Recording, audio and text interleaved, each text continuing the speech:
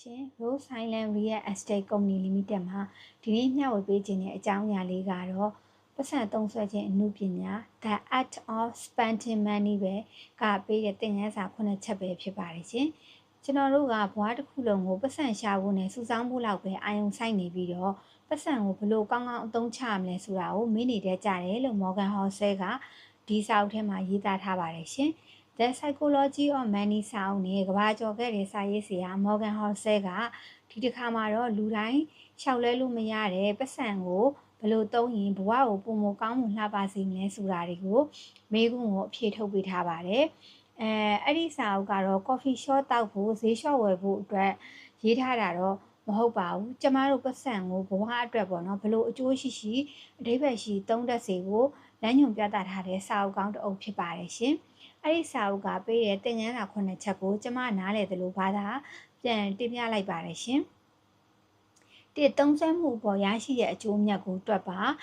the return on spending ဒီမှာတော့ကျမတို့ကငွေရင်းနှီးမြှုပ်နှံလို့ရှိရင်အမြတ်ဘယ်လောက်ရမလဲဆိုတာကိုတေချာတွက်ချက်ပြီးတော့ပတ်စံသုံးတဲ့အခါကိုဘာပြန်ရမလဲဆိုတာကိုတော့မတွက်ချက်တတ်ကြဘူးပေါ့နော်မေကွန်းကတော့ဒီပစ္စည်းကိုငါတက်နိုင်သလားဆိုတာထက်ကိုဒီပစ္စည်းကိုငါဝယ်လိုက်လို့ရှိရင်ငါအတွက်ဘလို့အကျိုးရှိသလဲငါအတွက်ဘလို့အချိန်နေတက်တာ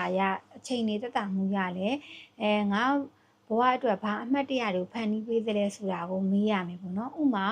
ကော်ဖီဖြော်ဆက်အကောင်းစားတစ်လုံးကိုဝယ်ယူလိုက်တယ်ဆိုတာကပတ်စံဖုံးနေနိုင်တာဖြစ်ပေမဲ့မနေ့တိုင်းကော်ဖီတောက်ရတဲ့စိတ်ကြည်နေမှုကိုပေးတဲ့အတွက်ကိုပေါ့နော်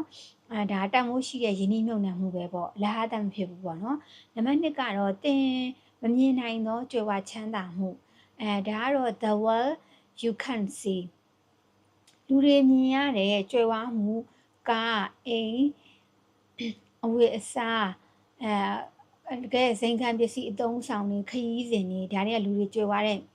နော်မြင်သာတဲ့ဟာတွေဒါပေမဲ့လူတွေမမြင်ရတဲ့ကြွယ်ဝချမ်းသာမှုကြတော့အခုပြဿနာတက်ခဲ့လို့ရှိရင်ဖြည့်ရှင်းနိုင်တယ်ပေါ့နော်ငွေစုငွေချမ်းတဲ့အရေးပေါ်ငွေနောက်ပြီးတော့စိတ်ဖိစီးမှုကင်းဝေးစေတဲ့အကျွေးကင်းရှင်းမှုနောက်ပြီးတော့မကြိုက်တဲ့အလုပ်ကနေထွက်ရတဲ့တက်တီ freedom ပေါ့နော်နောက်ပြီးတော့တတိထားဖို့ကပေါ့နော်သူများအထင်ကြီးအောင်သုံးဆွဲအပြိုင်ဆိုင်သုံးဆွဲရင်းနဲ့ကိုယ်ရင်မမြင်ရတဲ့လွတ်လပ်မှုဖျက်ဆီးဖြစ်တတ်တယ်ပေါ့နော်အဲ့ဒါဘာလဲဆိုတော့အကျွေးတွေနွန်ပြီးတာပေါ့သူများသုံးလို့ကိုယ်လည်းလိုက်သုံးတယ်သုံးကောင်းကောင်းနဲ့သုံးတယ်ကိုဝင်တာကတော့30ဘူးပေါ့နော်သူများဝင်တာ1000ဘူးသူများတဲ့1000ဘူးဝင်လို့900သုံးတယ်ဒါပေမဲ့ကိုကဝင်တာကနည်းနည်းလေးဝင်ပြီးတော့သူများနဲ့အပြိုင်လိုက်သုံးနေဆိုရင်အကျွေးနွန်ပြီးတော့ကိုယ့်ရဲ့လွတ်လပ်မှုလည်းဖျက်ဆီးတတ်တယ်ပေါ့နော်နံပါတ်3ကတော့ပိုများလာတိုင်းပျော်ရွှင်မှုရောကြခြင်းthe diminishing return of more ပေါ့ return of more လူသားတွေကပစ္စည်းအသစ်တွေကိုလှည့်မြန်စွာအသားကျတတ်တဲ့သဘောhedonic adaptation ဆိုတဲ့ဟာကိုရှိတတ်တယ်ကားအသစ်ဝယ်တော့ဥမာဆိုရင်ကားအသစ်ကိုဝယ်လိုက်ချင်းမှာတော့အရန်ကြိုက်ပြီးတော့ပျော်ပြီးတော့ကြာဝိုင်းတော့ရိုးသွားတယ်ပေါ့တစ်နှစ်လောက်နေဒီကားကိုတိတ်ပြီးတော့excited မဖြစ်တော့ဘူးတိတ်ပြီးတော့မစီးကျင်တော့ဘူးပေါ့နော်ဒါကြောင့်ပစ္စည်း possession တွေထက်ကိုပေါ့နော်ရေရှည်စိတ်ချမ်းသာမှုကိုပေးတဲ့အတွေ့အကြုံ experience တွေကချစ်သူတွေနဲ့ချစ်ရတဲ့သူတွေနဲ့ကုံဆုံးတတ်တဲ့အချိန်တွေပေါ်မှာသာ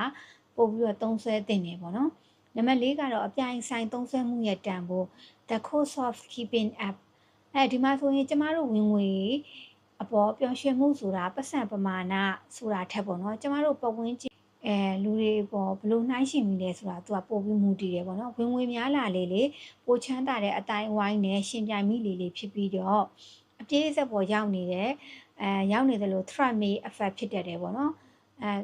ပို့ထက်ပိုဝင်တဲ့လူတွေပေါ့နှိုင်းရှင်ရင်းနဲ့ကျင်းနဲ့ရောက်ရဲမှုတွေမရှိတော့ဘဲနဲ့စိတ်ကောလူရောပင်ပန်းနေပေါ့ပင်ပန်းပြီးဒီပြေးဆက်ကြီးပေါ်တက်ပြီးဆိုရဲတောက်လျှောက်ပြေးဖို့အတွက်ပဲဖြစ်လာတာပေါ့နော်ရက်တန့်လို့မရတော့ဘူးစိတ်မောလူမောနဲ့အဲ့အနောက်ကိုလိုက်ရင်းနဲ့ပဲဘဝရဲ့အနှစ်သာရတွေပျောက်ဆုံးတတ်တယ်ပေါ့နော်ဒါကိုလည်းဒီမှာစာရေးစရာထည့်ရေးထားတယ်အဲ့တော့ကျမသတိထားမိတာသူများနဲ့အပြိုင်သုံးတဲ့ပတ်စံတိုင်းဟာကိုယ့်ရဲ့စိတ်ချမ်းသာမှုအတွက်သုံးလို့မရတော့တဲ့ငွေတွေဖြစ်သွားတတ်တယ်ပေါ့နော်ပြိုင်သာသုံးလိုက်တယ်သူဒီပေါ့နော်ဒီ luxury အိတ်ကြီးပေါ့ကိုယ့်အတွက်တော့မလိုအပ်ဘူးသူဝယ်လို့ကိုအပြိုင်ဝယ်လိုက်တယ်ပေါ့ဒီအိတ်ကြီးဝယ်လိုက်တယ်သူနဲ့အပြိုင်ဒါပေမဲ့တကယ်တမ်းကျတော့ကိုကဒီအတွက်ကိုဝယ်လိုက်တဲ့အတွက် ဒီအိတ်တွေကားတွေဝယ်လိုက်တဲ့အတွက်ကိုယ့်အတွက်ကအကျွေးနုံပြိသွားတယ်တကယ်ရင်းနှီးမြှုပ်နှံရမယ့်လုပ်ငန်းတွေမှာမမြှုပ်နှံတော့ဘူးပေါ့မမြှုပ်နှံနိုင်ဘူးပေါ့နော်အဲ့ဒါမျိုးတွေဖြစ်တယ်နောက်ပြီးတော့နံပါတ်5ကျတော့အချိန်ကိုပတ်စံနဲ့ဝယ်ပါ the time money trade ပေါ့ဒီမှာဆိုလို့ရှိရင်လူတော်တော်များကပတ်စံအကုန်ကြခံပြီးတော့အချိန်ကိုပြန်ဝယ်ဖို့တွန့်ဆုတ်နေတတ်ကြတယ်ပေါ့နော်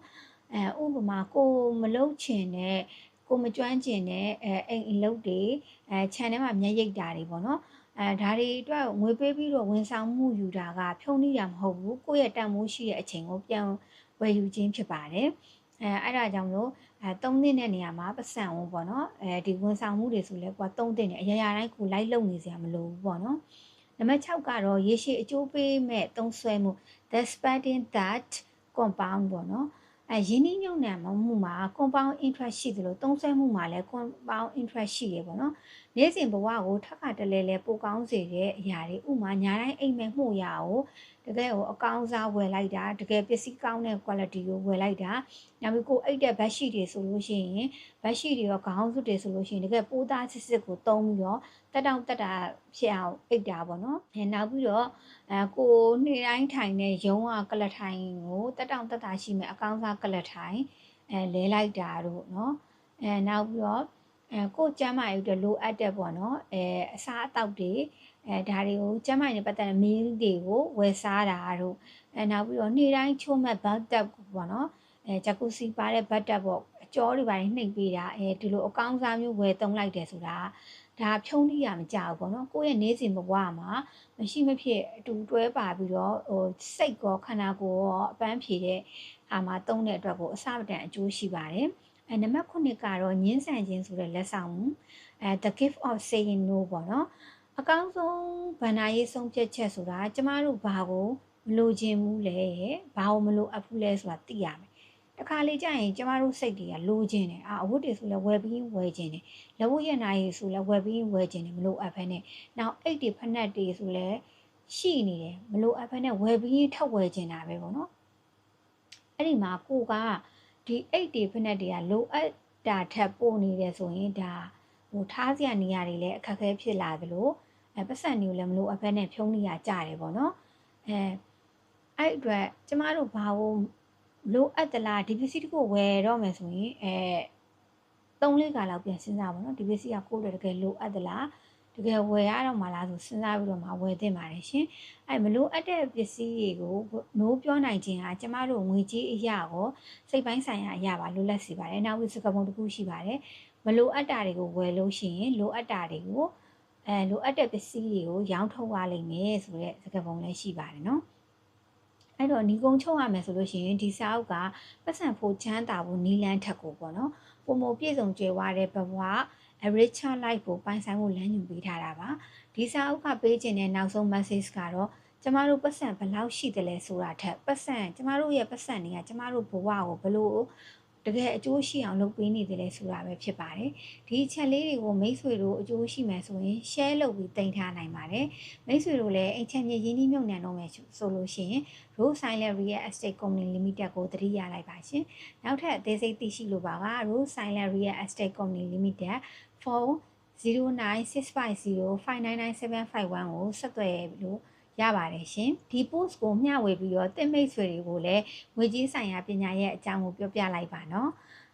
HMA နဲ့ပတ်သက်တဲ့ဗဟုသုတတွေကိုပုံမသိရှိလို့ရှိရင် Rose Silent Real Estate ကို like and share လေးလုပ်ထားပေးဖို့တတိယလိုက်ပါရှင်နောက်ထပ်ဆွေးနွေးစေချင်တဲ့အကြောင်းအရာလေးတွေကိုလည်း comment မှာရေးပေးလို့ရပါတယ်ရှင်အားလုံးကျေးဇူးတင်ပါတယ်ရှင်